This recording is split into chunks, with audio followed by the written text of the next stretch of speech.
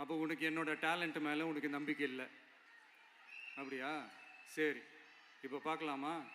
Second term என்ன பண்ணுறோம் பார்க்குறியா அப்படின்னு சொல்லிட்டு திருப்பி அந்த யானைகிட்ட போய் ஒரு வாழைப்பழம், அந்த உள்ளே இருக்கிற அந்த பழத்தை எடுத்து வெளியில் போட்டுட்டு உள்ளே ஒரு பஞ்சை வச்சு திருப்பி அதே மாதிரி ஒரு நெஜ வாழைப்பழம் மாதிரி அதை ரெடி பண்ணி தெனாவட்டா அந்த யானைக்கிட்ட நீட்டியிருக்காரு.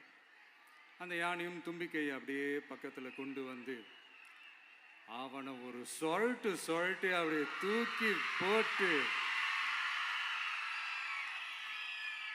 அதுக்கப்புறம் என்ன நடந்திருக்குன்னு உங்களுக்கே தெரியும்.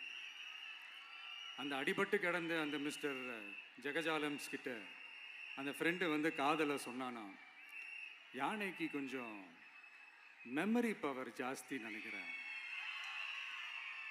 அப்படின்ட்டு.